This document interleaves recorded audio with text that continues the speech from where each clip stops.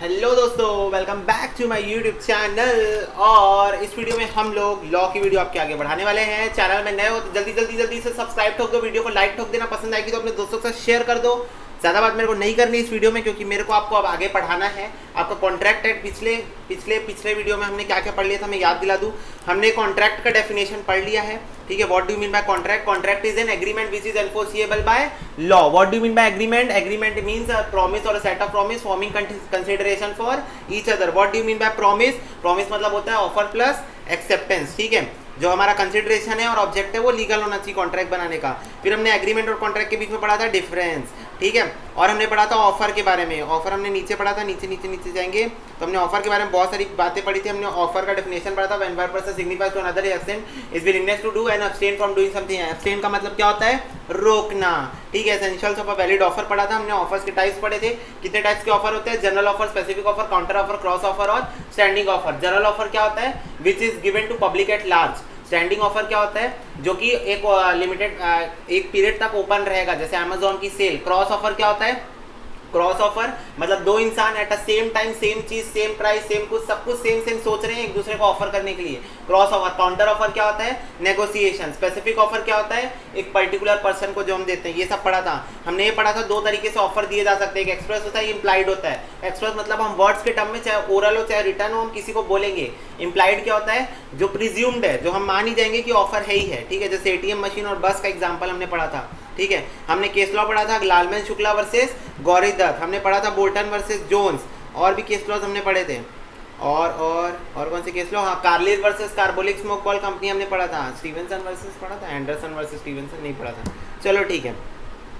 तो आज हम लोग पढ़ने वाले essentials of a valid contract, मतलब एक वैलिड कॉन्ट्रैक्ट बनाने के लिए क्या क्या चीज़ें जरूरी है। तो देखो आपके इंडियन कॉन्ट्रैक्ट में सेक्शन 10 के अंदर दिया है essentials of a valid contract, लेकिन उसने बोला है कि सेक्शन 10 में जो चीज़ें दी उसके अलावा भी कुछ चीज़ें हैं जिसकी हमको ज़रूरत है एक कॉन्ट्रैक्ट को वैलिड बनाने के लिए। तो वो नॉट गिवन अंडर सेक्शन 10 में। देखो यहाँ पर आपको हेडिंग में दिया हुआ है। इसके अंदर ना बहुत कॉमन चीज़ आती है जो आप खुद भी दिमाग लगा के बता सकते हो। जैसे कि भाई कॉन्ट्रैक्ट करना है तो बताओ, एक बंदा अपने आप से कॉन्ट्रैक्ट कर लेगा? मैं अपने आप से कॉन्ट्रैक्ट कर लूँगा? मैं खुद को ट्यूशन पढ़ाऊँगा, ऐसा कोई कॉन्ट्रैक्ट वैलिड हो सकता है? नहीं, क्योंकि एक इंसान है, कम से कम दो आदमी होनी चाहिए, तो टू पार्टीज, ठीक है। अब देखो ये टू पार्टीज का आपस में रिश्ता बनाने का मन होना चाहिए। अब जैसे बताओ हम दोनों को, मैं आप लोगों को ऑफर किया ट्यूशन पढ़ाने का, आपका मन ही नहीं है ट्यूशन पढ़ने का मेरे से। आप बोले भैया हम नहीं पढ़ेंगे आपसे, मैं बोला ठीक है कोई दिक्कत नहीं है, ठीक है। तो आपका मन नहीं है, तो अब वही बात है कि हम दोनों का, जो दो पार्टीज उनका मन भी होना चाहिए रिश्ता बनाने का। रिश्ता भी कैसा? लीगल, ठीक है। लीगल रिलेशनशिप होना चाहिए, ठीक है। अब ये लीगल, मैंने बोला इलीगल कॉन्ट्रैक्ट जो है वो वैलिड नहीं होते, ठीक है। इलीगल, जैसे मैं बोला स्मगलिंग करेंगे चलो एक साथ, दिस इज इलीगल, है ना, तो ये वैलिड नहीं है, ठीक है। तीसरी चीज़, जब हम लोग लीगल आपस में लीगल रिलेशन बनाना चाहते हैं तो मैं आपसे फॉर्म वगैरह भरवाऊंगा, कोचिंग, आप बोलोगे कि हाँ भैया हमको पढ़ना है आपसे, आप बहुत अच्छा पढ़ाते हो, मजा आ गया एकदम, हमको आपसे पढ़ना है कोचिंग। तो देखो अब तुम लोग बोल दियो कोचिंग पढ़ना है, तो अब मैं तुम लोग को कोचिंग का फॉर्म दूंगा, ठीक है। और उस कोचिंग के फॉर्म को तुम लोग फिलअप कर लोगे। अब जब तुम लोग कोचिंग का फॉर्म फिलअप कर लोगे तो ये हम दोनों के बीच की लीगल फॉर्मेलिटीज क्लियर हो गई। तुमने मेरे को फर्स्ट फीस इंस्टॉलमेंट दे दिया, अब मैं तुम लोगों के साथ बाउंड हूँ कॉन्ट्रैक्ट में कि मुझे तुम लोगों को तुम्हारा सिलेबस खत्म करा के देना पड़ेगा, ठीक है। तो this is fulfilment of legal formalities, ठीक है। नेक्स्ट है तुम्हारा, अब एक बात बताओ, मैं तुम लोगों से फॉर्म भरवा लिया और तुम लोग पूछे भैया फीस कितनी है, तो मैं बोला फीस है ना, मैं बताऊंगा बाद में। तो बोले अरे भैया ऐसे कैसे बोल रहे हो, अभी बताओ ना कितनी फीस है, हमको आपसे पूरा फाउंडेशन पढ़ना है, फीस बताओ तब हम ज्वाइन करेंगे। बोला अरे बताऊंगा, है अच्छी है, फीस है अच्छी, मजा आएगा तुमको फीस देख के, हाँ मैं बताता हूँ बाद में, ठीक है। तो एक बात बताओ, तुम लोग मेरे साथ कॉन्ट्रैक्ट में आओगे? ऐसे बोलूंगा तो कॉन्ट्रैक्ट में आओगे मेरे साथ? तो नहीं भैया ऐसे क्यों, आप भाई फीस नहीं बताए हो, आप कल को बोल दिए 1 लाख रुपए का फाउंडेशन फीस है, मैं बोलूँगा भैया सिर फोड़ दूंगा मैं, जितना मेरे से पूरा ICI नहीं लेगा, पूरा CA बनने का, उतना आप मेरे से फाउंडेशन का फीस ले रहे हो। तो आपको फीस तो बताना पड़ेगा ना, है ना। और फिर उसके बाद चलो मान लिया मैं तुमको फीस बता दिया, चलो मान लो मेरी फाउंडेशन की फीस 25,000 रुपये मेरी फाउंडेशन की फीस है। इसके बाद आप लोग मेरे से पूछे भैया कितना सब्जेक्ट पढ़ाते हो? 25,000 में। मैं बोला पढ़ाता हूँ। बोला कितना, कौन सा? बोला अरे पढ़ाता हूँ ना बेटा, तुम लोग पहले फीस भरो, ज्वाइन करो, फिर बताऊंगा कितना सब्जेक्ट पढ़ाता हूँ। तो एक बात बताओ, तुम करोगे ज्वाइन?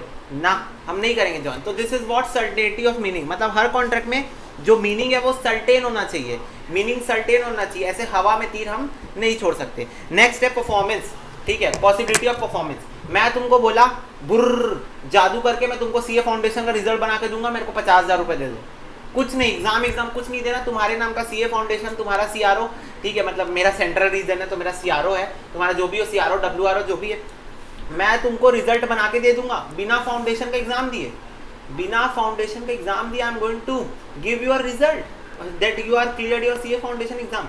एक बात बताओ, क्या ये चीज़ पॉसिबल है? क्या ये चीज़ पॉसिबल है? नहीं है। तो भाई परफॉर्मेंस जो है उसकी पॉसिबिलिटी भी होनी चाहिए। तो ये कुछ ऐसे एसेंशियल्स है जो सेक्शन नंबर 10 में आपको नहीं दिए हैं, सेक्शन नंबर 10 में आपको नहीं दिए, पर फिर भी ज़रूरी है, फिर भी ज़रूरी है। अब उन चीज़ों पे बात करते हैं जो सेक्शन नंबर 10 में दिए हैं। तो पहला चीज़ है एग्रीमेंट। सबसे पहला चीज़ भाई, कोई भी कॉन्ट्रैक्ट बनाओ तो कॉन्ट्रैक्ट की डेफिनेशन ही खुद बोलती है agreement which is enforceable by law. तो सबसे पहले एग्रीमेंट होना चाहिए। भैया एग्रीमेंट क्या होता है? Offers plus acceptance plus consideration. भैया ऑफर क्या होता है? जो हम किसी को देते हैं। भैया एक्सेप्टेंस क्या होता है? जो सामने वाला इंसान हमको देता है। और कंसिडरेशन क्या होता है? जो वो दोनों एक दूसरे को देते हैं। भैया क्या बात कर रहे हो, आज फुल मूड में हो क्या? मैं बोला अरे हाँ यार, बस तुम लोग बहुत होशियार हो ना, तो मैं खुश हो गया एकदम। ठीक है, तो देखो पहला एग्रीमेंट होना चाहिए। दूसरा फ्री कॉन्सेंट होना चाहिए। फ्री कॉन्सेंट मतलब क्या होता है? देखो ये जो एग्रीमेंट आप कर रहे हो ना, ये आप किसी के प्रेशर में आके नहीं लोगे, किसी के प्रेशर में आके नहीं लोगे, तो उसी को क्या बोलते हैं? Free consent. हिंदी भाषा में बोलूँ तो अपनी मर्जी से। फ्री कॉन्सेंट मतलब होता है अपनी खुद की मर्जी से, बिना किसी के प्रेशर में आए, अपनी मर्जी से, मर्जी से, अपनी मर्जी से। ठीक है, तो that is nothing but your free consent. मतलब आपका जो कंसेंट है, जो आपका एग्रीमेंट में आने का जो मन है, वो आपके खुद से होना चाहिए। मैं आपको ऐसे गोली रख बोल रहा हूँ, ए चल मैं से फाउंडेशन पढ़, बोले नहीं पढ़ूंगा। पढ़ रहा है कि गोली चलाओ, पढ़ेगा कि नहीं? हाँ हाँ पढ़ लूंगा। तो ये आपका कंसेंट फ्री नहीं है, यहाँ पर आपका कंसेंट फ्री नहीं है। ठीक है, तो ये चीज़ आपको ध्यान में रखना है। नेक्स्ट है कॉम्पिटेंसी ऑफ द पार्टीज। भाई पार्टीज कॉम्पिटेंट टू कॉन्ट्रैक्ट होना चाहिए। अब ये वाला पॉइंट मैं आपको, वो जब पॉइंट आएगा तभी बताऊंगा। अभी ये सारे पॉइंट्स मैं आपको पढ़ाने वाला हूँ, अभी बस ग्रॉस सेंस में बता रहा हूँ। ठीक है, नेक्स्ट है लॉफुल कंसिडरेशन। इसके बारे में चर्चा कर चुका हूँ। मैं आपको बोला क्या बोला मैं आपको कि आप मेरा काम कर दो, मैं आपको ड्रग्स दूंगा, उसके बदले में आपको पैसा नहीं दूंगा, ड्रग्स दूंगा। कंसिडरेशन लॉफुल नहीं है, कंसिडरेशन इलीगल है, लॉफुल नहीं है। लीगल ऑब्जेक्ट होना चाहिए। मर्डर करने का कॉन्ट्रैक्ट नहीं हो सकता है ना, इलीगल हो जाएगा। और not expressly declare to be void. भाई इसको लॉ मान लो कोई ऐसा कॉन्ट्रैक्ट कर रहे हैं जिसको लॉ ही मना कर रही है, करना ही नहीं है। गुजरात में लिकर बैन है, गुजरात में दारू बैन है। ठीक है, तो वहाँ पर लॉ ही मना कर रही है कि ये कॉन्ट्रैक्ट पॉसिबल ही नहीं है। हम दोनों आपस में कॉन्ट्रैक्ट किया 10 पेटी लिकर सप्लाई करने का गुजरात में एक्सक्यूज मी, गुजरात में हमने कॉन्ट्रैक्ट किया एक दूसरे को लिकर सप्लाई। मैं आपको लिकर सप्लाई करूंगा, आप मेरे को पैसा दोगे। ठीक है भैया, पूरा इलीगल काम आप ही कर देते हो क्या? बोला बेटा एग्जाम्पल देता हूँ, है ना। तो देखो मैंने आपसे कॉन्ट्रैक्ट किया, मैं आपको लिकर सप्लाई करूंगा गुजरात में। तो एक बात बताओ, वहां पर तो लॉ ही बोल दी कि ऐसा कॉन्ट्रैक्ट आप कर ही नहीं सकते, वॉइड है। वॉइड मतलब नील, वॉइड मतलब है नील, नील और नल मतलब शुरू से ही खाली, खोखला, कोई बेस नहीं है इसका।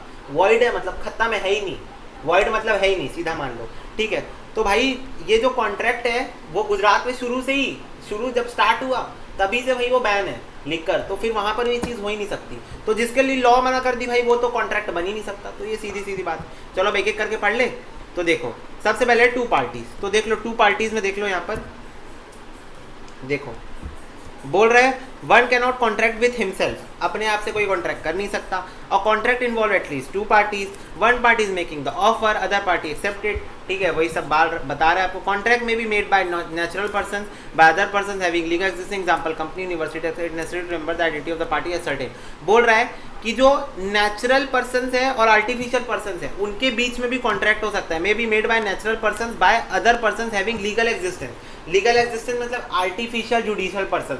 लाइक कोई कंपनी के साथ मैं कॉन्ट्रैक्ट कर सकता हूँ, है ना। ऑब्वियसली वो लोग सांस नहीं लेते, मतलब जिंदा आदमी नहीं है, नेशनल पर्सन नहीं है, पर उनके साथ मैं कॉन्ट्रैक्ट कर सकता हूँ क्योंकि लॉ की नज़रों में वो लोग आर्टिफिशियल पर्सन है, आर्टिफिशियल पर्सन है। ठीक है, आर्टिफिशियल जुडिशियल पर्सन। तो किसी यूनिवर्सिटी पार्टनरशिप के साथ में कॉन्ट्रैक्ट कर सकता हूँ, उसमें कोई दिक्कत वाली बात नहीं है। ठीक है, एग्जाम्पल दिया हुआ, एग्जाम्पल आप लोग पढ़ लेना। एक केस लॉ दिया है यहाँ पर, देखो गुजरात इन state of Gujarat versus Ramlal S company, when on dissolution of a partnership the asset of the firm were divided among the partners, the sales tax officer wanted to tax this transaction. It was held that it was not a sale, the partner being joint owner of those assets cannot be both the buyer and seller. बोल रहा है देखो मैंने क्या बोला, कोई इंसान अपने आप से कॉन्ट्रैक्ट नहीं कर सकता। तो पार्टनर जो है वो जॉइंटली, पता है ना आपको, पार्टनरशिप जो है, पार्टनरशिप फर्म जो है, जब पांचों पार्टनर को आप मिला दो तब वो फर्म कहलाती है। तो भाई जब फर्म के पार्टनर अपने आप को ही एसेट बांट रहे हैं फर्म डिसोल्यूशन के बाद, तो वो कॉन्ट्रैक्ट थोड़ी हुआ, है ना। वो खुद ही एक ही इंसान बायर सेलर दोनों नहीं हो सकता।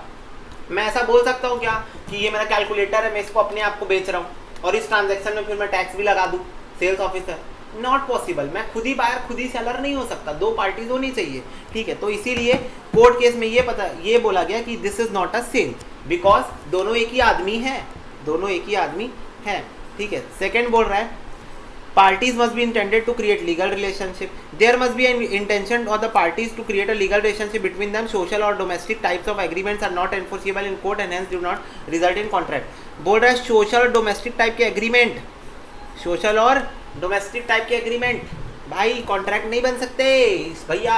सोशल और डोमेस्टिक क्या होता है, मैंने बता दिया था पिछले वीडियो में, मैंने अपने पिछले वीडियो में बता दिया था। रिश्तेदार को खाने पे बुलाया गया, शाम को 5 मिनट पहले कॉल करके बोला खाना कैंसिल, तो अब वो आपके ऊपर केस नहीं कर सकता, वो रिश्तेदार आपके ऊपर केस नहीं कर सकता। क्यों नहीं कर सकता भैया, सोशल एग्रीमेंट था ना, रिश्तेदारी पे था, तो इसके ऊपर कोई केस नहीं बनता, लीगल रिलेशनशिप नहीं बनता। देखो बालफोर वर्सेस बारफोल का केस लॉ है, ठीक है। इसमें देख लो बारफोल मतलब पति पत्नी थे दोनों, इसीलिए, ठीक है। भैया सोचते भैया आदमी अपने ऊपर ही केस कर दिया, नहीं, पति पत्नी के बीच का केस है। देखो, a husband agreed to pay his wife certain amount as a maintenance every month while he was abroad. Husband failed to pay the promised amount. Wife sued for the recovery of the amount. Here in the case, wife could not recover. It is a social agreement. Parties did not intend to create any legal relationship. देखो, बोल रहा है एक आदमी मस्त abroad गया घूमने के लिए जॉब के काम से, वो चला गया फॉरेन, वहाँ पर जाने के बाद वो अपनी बीवी को कॉल किया, ये देखो ये उसकी वाइफ है, ठीक है, ऐसे ही रहती है लड़की। अपनी बीवी को कॉल किया, हेलो हाँ मैं अब्रॉड में रह गया हूँ, यहाँ पर अब मैं शिफ्ट हो गया हूँ परमानेंट, मैं तुमको हर महीने पैसा भेज दूंगा खाने पीने का, जो भी तुम्हारा खर्चा रहता है। वो बोली ओके, वो क्या बोलेगी, ओके तुम मस्त काम करो, मस्त पैसा भेजो हर महीने। फिर उसके बाद में हस्बैंड वाइफ को पैसा नहीं भेज पाया ड्यू टू सम रीज़न, नहीं पता रीज़न क्या है, ठीक है, वो नहीं भेज पाया पैसा। तो वाइफ गई कोर्ट में और बोली हस्बैंड ने पैसा नहीं दिया। ये गई देखो सुप्रीम कोर्ट गई, कोर्ट नहीं भैया सुप्रीम कोर्ट नहीं गई, कोर्ट के पास गई, बोली मेरा हस्बैंड मेरे को पैसा नहीं दे रहा है, तो उसने मेरे को कॉन्ट्रैक्ट किया था कि वो मेरे को पैसा देगा, पर वो मेरे को पैसा नहीं दे रहा है, तो मैं उसके ऊपर केस ठोकना चाहती हूँ। कोर्ट बोली आप दोनों के बीच में सोशल एग्रीमेंट बना था, मैडम जी आपके बीच में कोई कॉन्ट्रैक्ट नहीं था, कोई लीगल रिलेशनशिप नहीं था, आप दोनों ने तो सोशल एग्रीमेंट का निर्माण किया था, ठीक है। तो इन केसेस में कोर्ट आपकी मदद नहीं करेगा, ठीक है। तो ये बालफोर वर्सेस बालफोर का केस लॉ था, इसको आप लोग नोट कर लेंगे, ठीक है। और ये भी कर लेंगे, देखो Gujarat, state of Gujarat versus Ramlal S N company, Ramlal S मतलब रामलाल सन्स, ठीक है। देखो नेक्स्ट देखो, other formalities to be complied with in certain cases. मैंने आपको बताया है कुछ डॉक्यूमेंट वाली, कुछ बॉन्ड पेपर वगैरह बनवाना पड़ता है, वो सारी बातें यहाँ पर करेगा। देखो in case of certain contract the contract must be in written, example contract of insurance is not valid except it is in written form।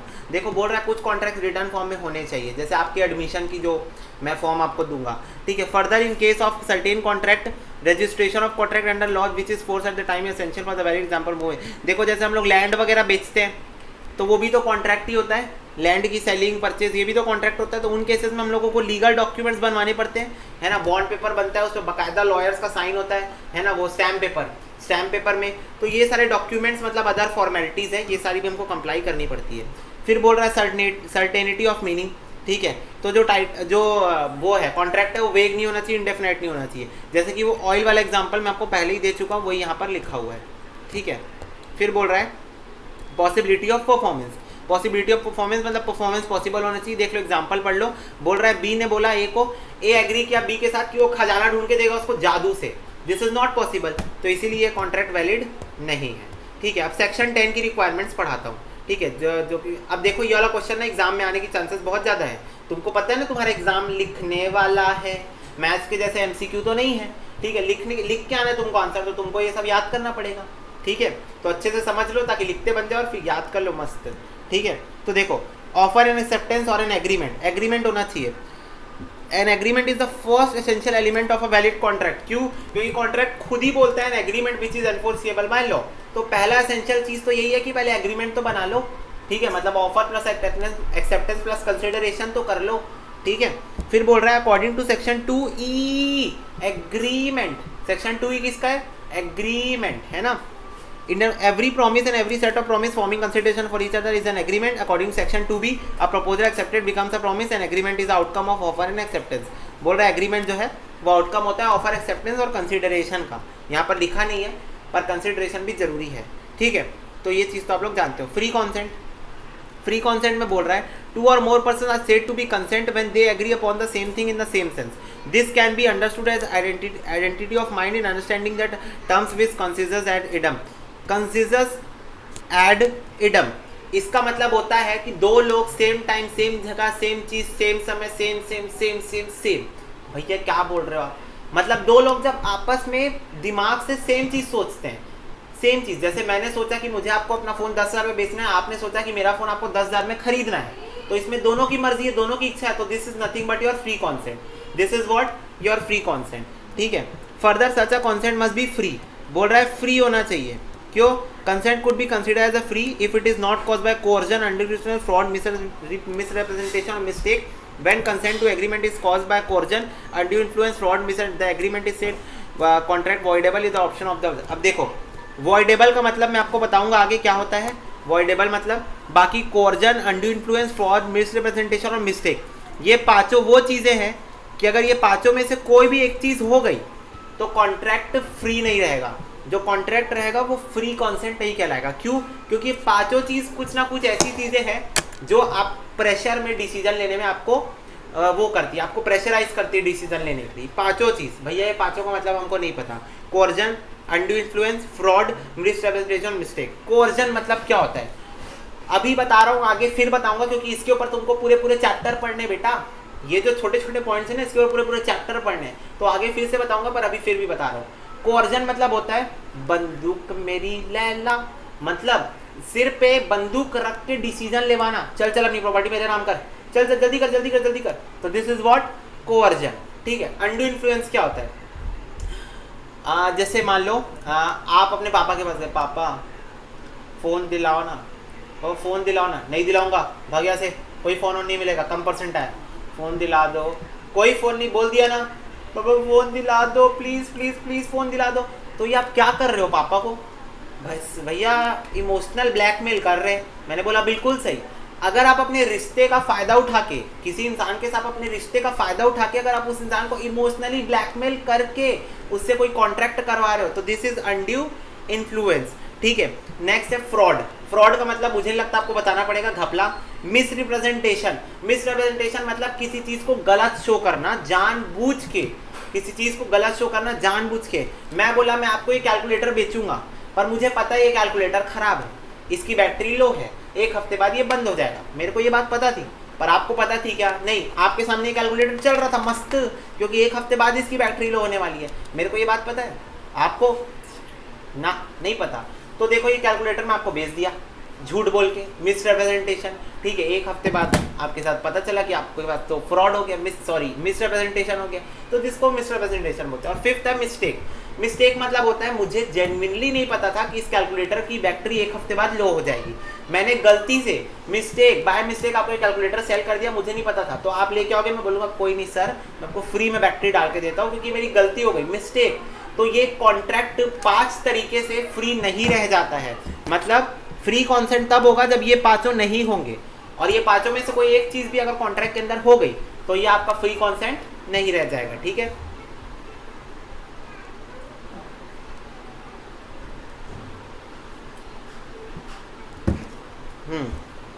चलो एग्जांपल दिया, आप पढ़ लेना. Capacity to party. देखो कैपेसिटी ऑफ पार्टीज. तो capacity of party तुमको act define करके दिया है कि देखो एज ऑफ मेजॉरिटी, वही इंसान कॉन्ट्रैक्ट कर सकता है जो 18 साल से ज़्यादा हो गया. ठीक है. 18 साल क्या होती है? एज ऑफ मेजॉरिटी होती है. तो जो इंसान की एज 18 अबव हो गई है, सिर्फ वही इंसान कॉन्ट्रैक्ट कर सकता है. यानी सिंपल बोलूँ तो माइनर कॉन्ट्रैक्ट में नहीं आ सकते, माइनर कॉन्ट्रैक्ट में नहीं आ सकते. ठीक है. Person of sound mind. देखो पागल आदमी कॉन्ट्रैक्ट नहीं बना सकता, सिर्फ साउंड माइंड का बंदा, यानी जिसका दिमाग सही जगह पे हो। अब सीए वाले बच्चों का तो रह ही नहीं गया होगा। नहीं यार, तुम लोग होशियार हो, ऐसे नहीं बोलते, तुम लोग होशियार हो, ठीक है। तो देखो, पर्सन ऑफ साउंड माइंड, यानी कि इसका मतलब ये है कि जो इंसान मेंटली स्टेबल हो वही इंसान कॉन्ट्रैक्ट कर सकता है, पागल लोग कॉन्ट्रैक्ट नहीं कर सकते। 30 चीज बोल रहा है, a person not disqualified by law.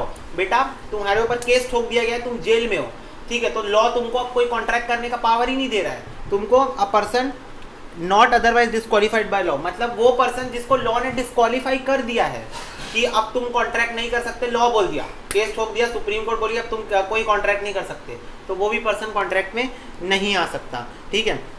Clear हुआ? तो देखो यहाँ पर देखो देखो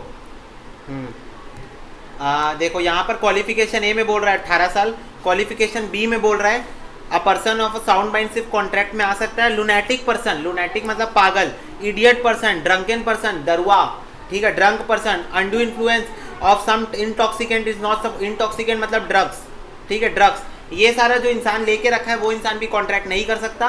और क्वालिफिकेशन सी में बोल रहा है, क्वालिफिकेशन सी में बोल रहा है कि एलियन एनिमी, एलियन एनिमी, और इसको एलाइन एनिमी बोलते हैं, कई लोग एलियन बोलते हैं, कई लोग एलाइन एनिमी बोलते हैं, जो तुम्हारा मन वो बोल देना, कोई दिक्कत नहीं। अलाइन एनिमी बोलो, एलियन बोलो, तुम्हारी मर्जी, जो करना करो, ठीक है, तुम्हारी मर्जी। तो देखो वो इंसान जो एलियन एनिमी, भैया मतलब बताइए, इंडिया के बाहर का बंदा, फॉरेन कंट्री का बंदा, ठीक है, उसके साथ फॉरेन सोवरेंस। देखो इंडिया में ना, इंडियन में बहुत सारी एम्बेसी है फॉरेन कंट्रीज की, पाकिस्तान एम्बेसी, अमेरिका एम्बेसी है, रशिया की एम्बेसी है, बहुत सारी एम्बेसी कहाँ पर है? दिल्ली में। तो उन लोगों के साथ में आप कोई कॉन्ट्रैक्ट नहीं कर सकते, उनके साथ भी वहाँ पर जो लोग काम करते हैं ना, उन्हीं के आदमी, अमेरिका के एम्बेसी में अमेरिका के आदमी काम करते हैं, पाकिस्तान एम्बेसी में पाकिस्तान के लोग ही काम करते हैं, तो उन लोगों के साथ भी आप कोई कॉन्ट्रैक्ट नहीं कर सकते। कन्विक्ट्स एक्सेट्रा, कन्विक्ट्स मतलब क्रिमिनल्स, क्रिमिनल्स के साथ भी आप कोई कॉन्ट्रैक्ट नहीं कर सकते, ठीक है, क्योंकि ये सब जो पर्सन्स है वो डिस्क्वालीफाइड बाय लॉ हैं, ठीक है। नेक्स्ट है कंसिडरेशन, नेक्स्ट आपका कंसिडरेशन। तो देखो, it is required to quid pro quo. Quid pro quo का मतलब होता है something in return, quid pro quo का मतलब होता है भाई कुछ तो दे दे वापस में, समथिंग इन रिटर्न, तो ये होता है क्विड प्रो क्यू, ठीक है। तो देखो यहाँ पर a valuable consideration in the sense of law में consist either in some right, interest, profit, benefit accruing to one party. वही बोल रहा है कि बदले में आपको कुछ तो मिलना चाहिए, जरूरी नहीं ऑब्जेक्ट मिले, कुछ आप काम कर दो, कोई सर्विस प्रोवाइड कर दो, कोई प्रॉफिट, इंटरेस्ट, कुछ भी मिल जाए, वापस कुछ ना कुछ जरूर मिलना चाहिए, तो that is something in return, जिसका मतलब होता है क्विड प्रो क्यू, ठीक है। क्लियर हुआ? तो कंसिडरेशन तो होना ही चाहिए, कंसिडरेशन के बिना कॉन्ट्रैक्ट ना गाल नहीं कट रही, नहीं पॉसिबल। नेक्स्ट देखो, लॉफुल कंसिडरेशन एंड ऑब्जेक्ट। ये मैं आपको पहले ही बता चुका हूँ कि कंसिडरेशन और ऑब्जेक्ट दोनों लॉफुल होना चाहिए, ठीक है। देखो section 23 state that consideration object is not lawful if it is prohibited by law, so if it could be defect the law, it is fraudulent injury. देखो बोल रहा है अगर ये किसी पर्सन को हार्म पहुंचाता है, involves injury to any person, ठीक है, प्रॉपर्टी और अनदर, और court regards in immoral. Court बोलता है कि ये जो काम आप कर रहे हो वो इमोरल है, जैसे ड्रग्स की सप्लाई इमोरल है, ठीक है, तो और पब्लिक पॉलिसी के खिलाफ है। पब्लिक देखो नशा करना हमारे लिए हार्मफुल है, हमको पता है, तो पब्लिक पॉलिसी के खिलाफ है, तो इन सारी चीज़ों को एक्सप्रेसली भाई इलीगल ही माना जाता है, ठीक है, इलीगल। तो देखो यहाँ पर बोल रहा है चोरी का प्लान बना है, ए प्रॉमिस किया बी को कि drop prosecution instituted against B for robbery and B promise to restore the value of the things taken, the agreement is void and it is object is lawful. बोल रहा है ए ने B को promise किया कि वो बी जो है वो चोर था। देखो मैं यहाँ समझाता हूँ, बी जो है वो चोर है, बी कौन है? चोर है जिसने रॉबरी की। ए जो था बंदा उसने बी के खिलाफ ठोक दिया है केस।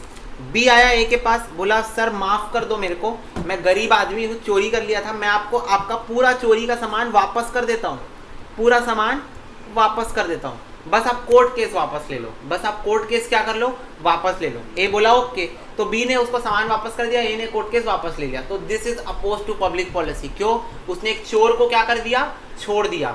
वो चोर अब कहीं और भी चोरी कर सकता है ना, तो उसने सिर्फ अपना फायदा देखा पर पब्लिक का फायदा नहीं देखा। अब वो कहीं और जाके चोरी कर सकता है, ठीक है, तो उसने पब्लिक का फायदा नहीं देखा, सिर्फ अपना फायदा देखा, तो this is oppose to public policy, ठीक है।